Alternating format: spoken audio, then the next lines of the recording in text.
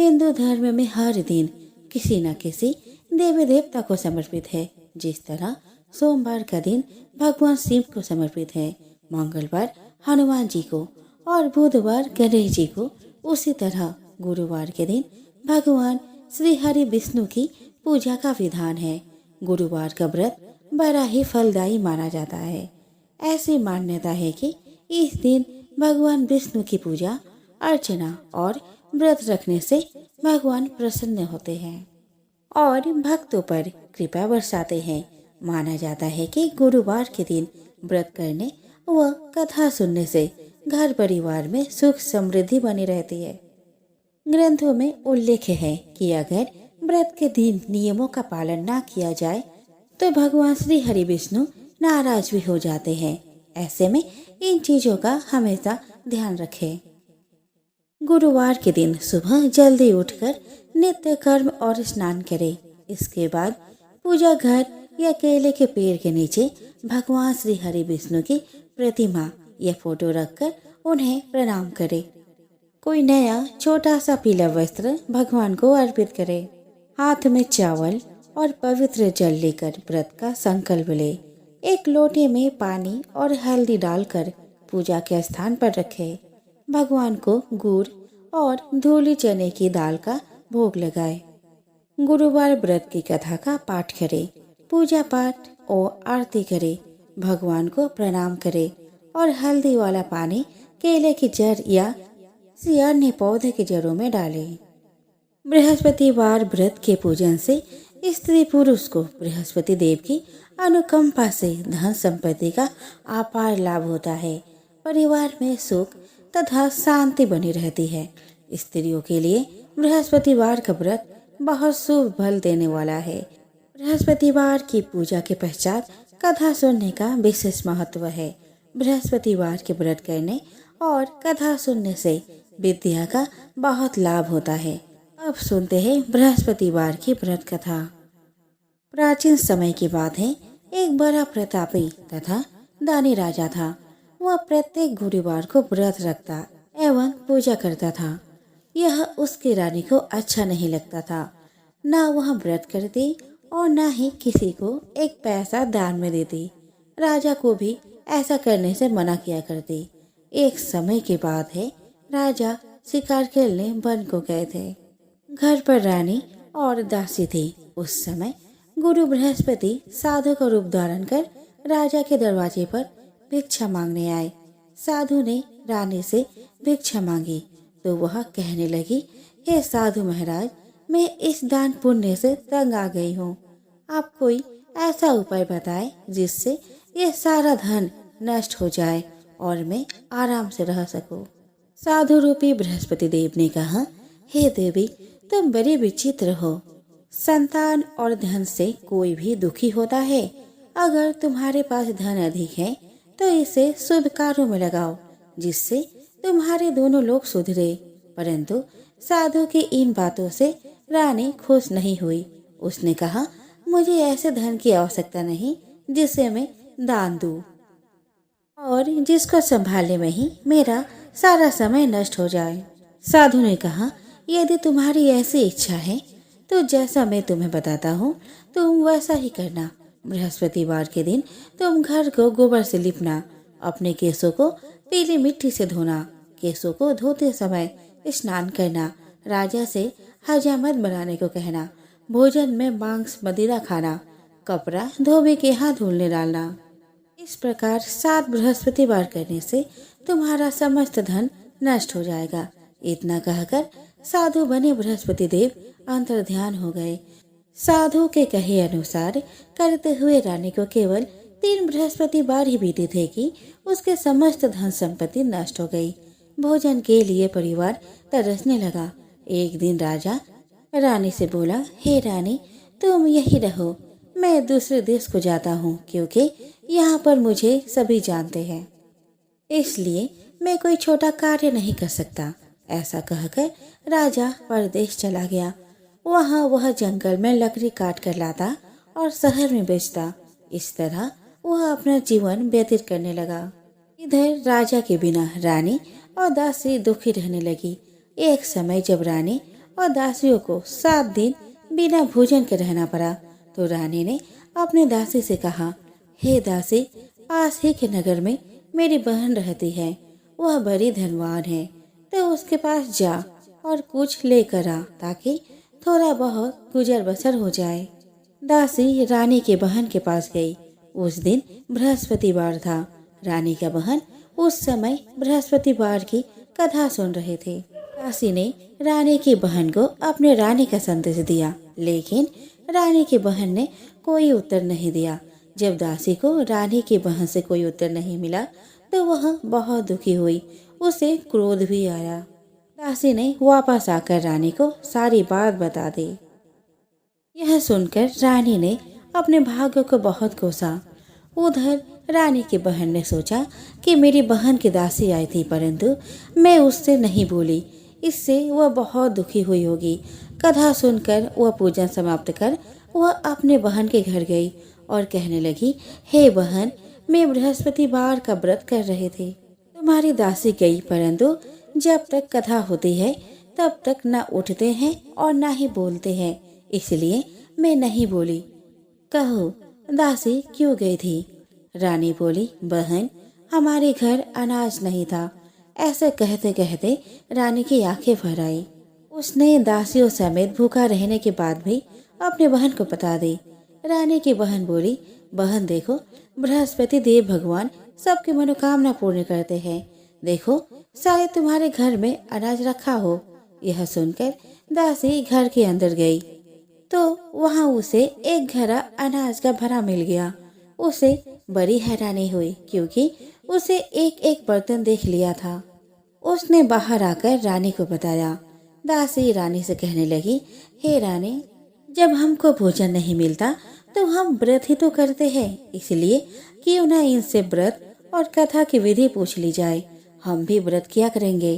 दासी के कहने पर रानी ने अपनी बहन से बृहस्पतिवार व्रत के बारे में पूछा। उसकी बहन ने बताया, बृहस्पतिवार के व्रत में चने की दाल और मुनक्का से विष्णु भगवान का केले के जड़ में पूजन करे और दीपक जलाए, पीला भोजन करे तथा कथा सुने। इससे गुरु भगवान प्रसन्न होते हैं, मनोकामना पूर्ण करते हैं।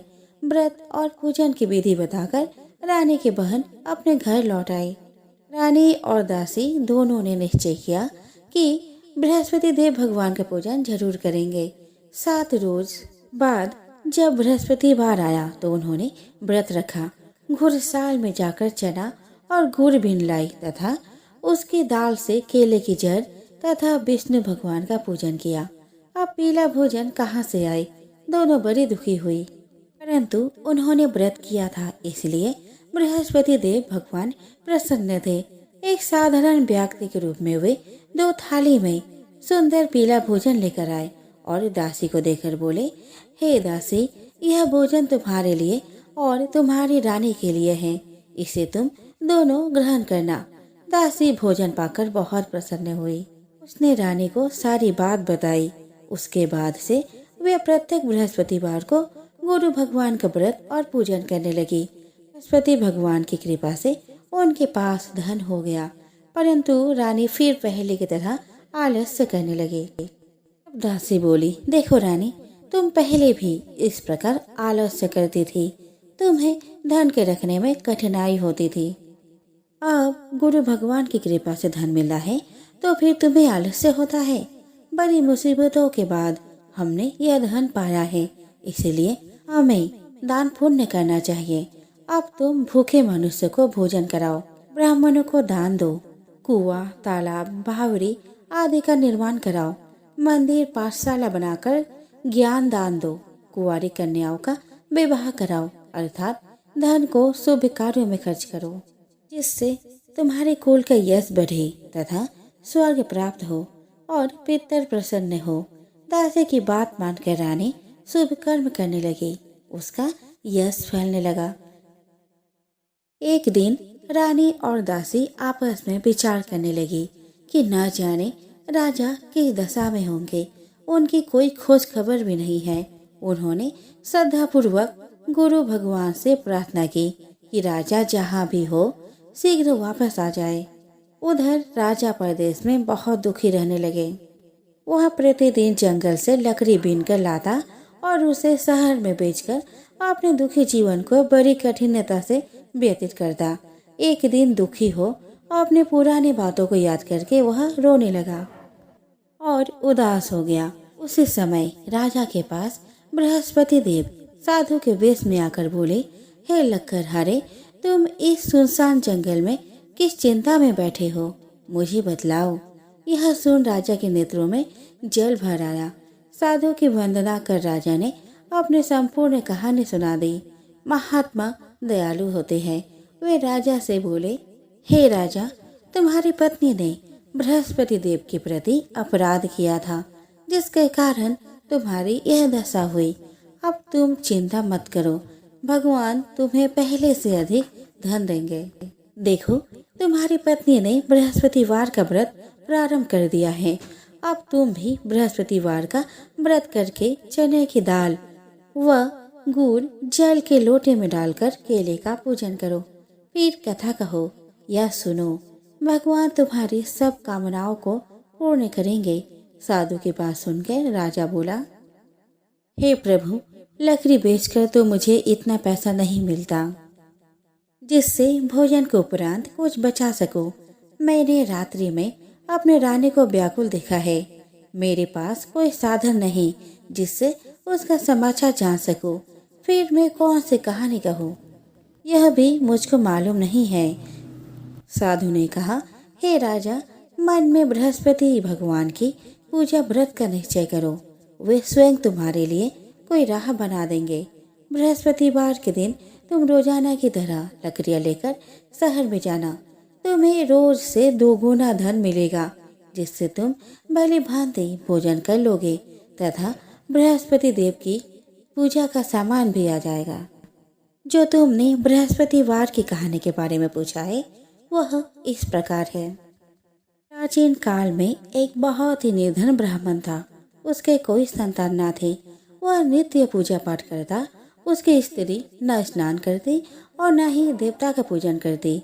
इस कारण ब्राह्मण देवता बहुत दुखी रहते थे। भगवान की कृपा से ब्राह्मण के यहाँ एक कन्या उत्पन्न हुई। कन्या बड़ी होने लगी। प्रातः स्नान करके वह भगवान विष्णु का जप करती। बृहस्पतिवार का व्रत भी करने लगी। पूजा पाठ समाप्त कर पाठशाला जाते तो अपने मुट्ठी में जौ भर के ले जाती और पाठशाला के मार्ग में डालती जाती। लौटते समय वही जौ स्वर्ण के हो जाते तो उनको बीनकर घर ले आती। एक दिन वह बालिका सूप में उस सोने के जौ को फटक कर साफ कर रही थी। तभी उसके माँ ने देख लिया और कहा कि हे बेटी, सोने के जौ को फटकने के लिए सोने का सूप भी तो होना चाहिए। दूसरे दिन गुरुवार था। कन्या ने व्रत रखा और बृहस्पति देव से सोने का सूप देने की प्रार्थना की। बृहस्पति देव ने उसकी प्रार्थना स्वीकार कर ली। रोजाना की तरह वह कन्या जौ फैलाते हुए पाठशाला चली जाती। पाठशाला से लौटकर जब वह जौ बीन रही थी तो बृहस्पति देव की कृपा से उसे सोने का सूप मिला। उसे वह घर ले आई और उससे जौ साफ करने लगी, परंतु उसके माँ का वही ढंग रहा। एक दिन की बात है, कन्या सोने के सूप में जब जौ साफ कर रही थी, उस समय उस नगर का राजकुमार वहां से निकला। कन्या के रूप और कार्य को देखकर वह बहुत मोहित हो गया। राजमहल आकर वह भोजन तथा जल त्याग कर उदास होकर लेट गया। राजा को जब राजकुमार द्वारा अन्न जल त्यागने का समाचार ज्ञात हुआ तो अपने मंत्रियों के साथ वह अपने पुत्र के पास गया और कारण पूछा। राजकुमार ने राजा को उस लड़की के घर का पता भी बता दिया। मंत्री ने उस लड़की के घर गया। मंत्री ने ब्राह्मण के समक्ष राजा की ओर से निवेदन किया। कुछ ही दिन बाद ब्राह्मण की कन्या का विवाह राजकुमार के साथ संपन्न हो गया। कन्या के घर से जाते ही ब्राह्मण के घर में पहले की भांति गरीबी का निवास हो गया। एक दिन दुखी होकर ब्राह्मण अपने पुत्र से मिलने गए। बेटी ने पिता की अवस्था को देखा और अपने माँ का हाल पूछा। ब्राह्मण ने सभी हाल कह सुनाया। कन्या ने बहुत सा धन देकर अपने पिता को विदा कर दिया, लेकिन कुछ दिन बाद फिर वही हाल हो गया। ब्राह्मण फिर अपने कन्या के यहाँ गया और सभी हाल कहा। तब पुत्री ने कहा, हे पिताजी, आप माता जी को यहाँ ले आओ। मैं उन्हें वह विधि बता दूंगी जिससे गरीबी दूर हो जाए। ब्राह्मण देवता अपनी स्त्री के साथ अपने पुत्री के पास राजमहल पहुंचे। पुत्री अपने माँ को समझाने लगी कि हे माँ, तुम प्रातःकाल स्नान आदि करके विष्णु भगवान का पूजन करो तो सब दरिद्रता दूर हो जाएगी। परंतु उसकी माँ ने उसकी एक भी बात न मानी। वो प्रातःकाल उठकर अपने पुत्री की बची जूठन को खा लेती है। एक दिन उसके पुत्री को बहुत गुस्सा आया। उसने अपनी माँ को एक कोठरी में बंद कर दिया। प्रातः उसे स्नान आदि करा के पूजा पाठ करवाया तो उसके माँ की बुद्धि ठीक हो गई। इसके बाद वह नियम से पूजा पाठ करने लगी और प्रत्येक बृहस्पतिवार को व्रत करने लगी। इस व्रत के प्रभाव से मृत्यु के बाद वह स्वर्ग को गई।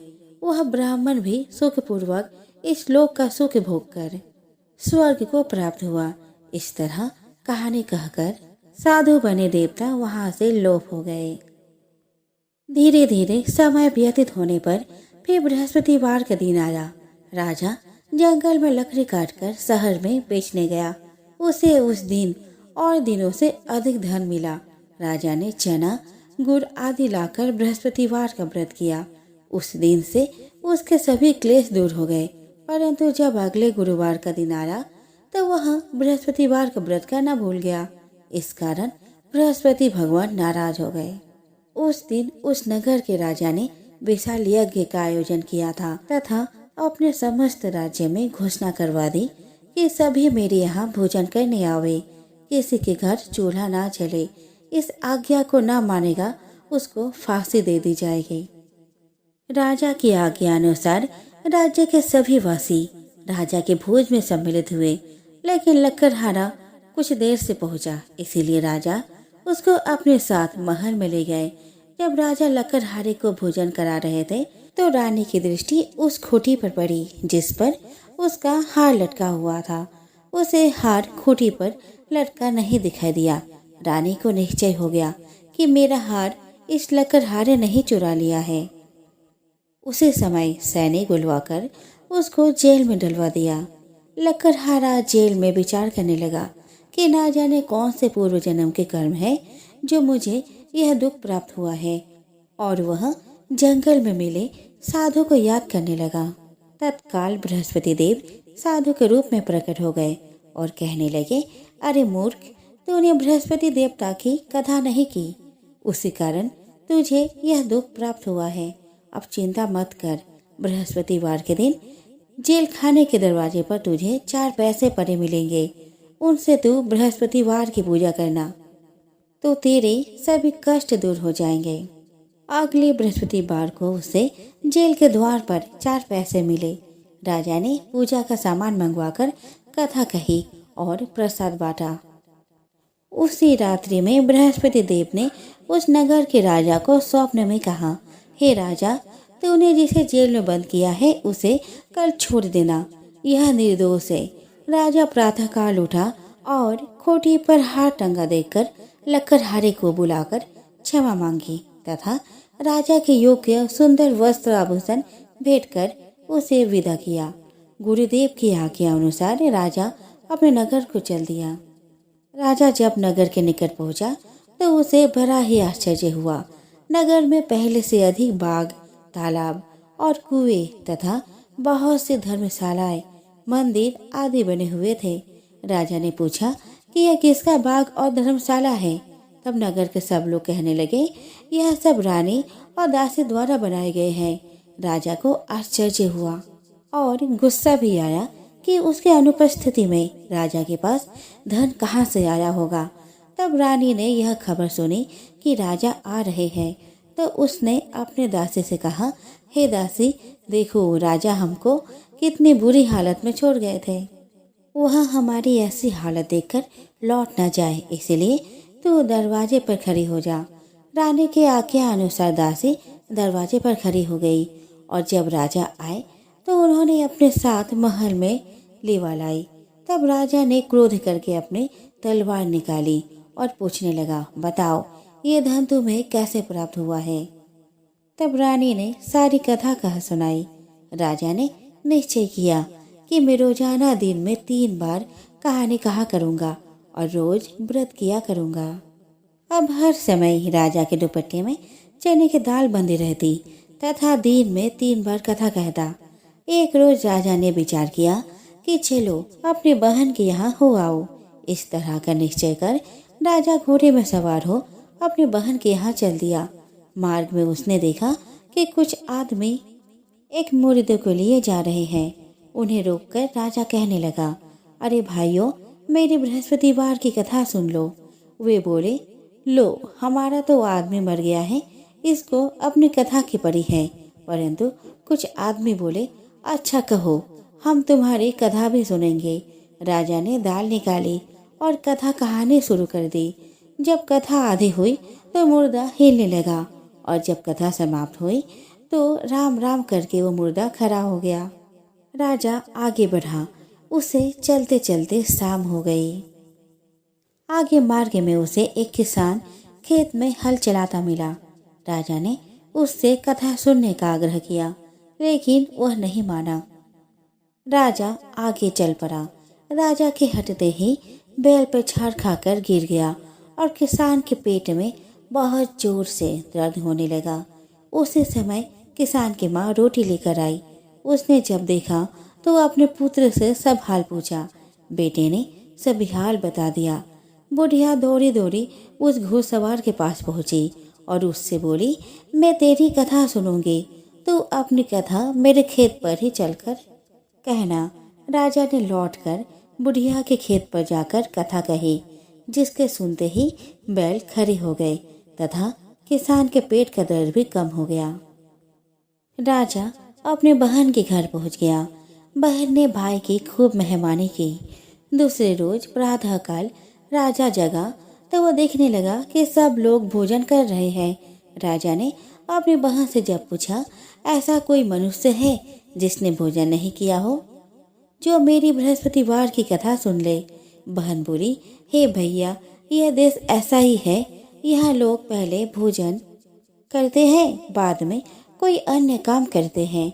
फिर वह एक कुम्हार के घर गई जिसका लड़का बीमार था। उसे मालूम हुआ कि उसके यहाँ 3 दिन से किसने भोजन नहीं किया। रानी ने अपने भाई की कथा सुनने के लिए कुम्हार से कहा। वह तैयार हो गया। राजा ने बृहस्पतिवार की कथा कही, जिसको सुनकर उसका लड़का ठीक हो गया। अब तो राजा की प्रशंसा होने लगी। एक दिन राजा ने अपनी बहन से कहा, हे बहन, मैं अब अपने घर जाऊंगा, तुम भी तैयार हो जाओ। राजा की बहन ने अपने सास से अपने भाई के साथ जाने की आज्ञा मांगी। सास बोली, हाँ चली जा, मगर अपने लड़कों को मत ले जाना, क्योंकि तेरे भाई के कोई संतान नहीं होती है।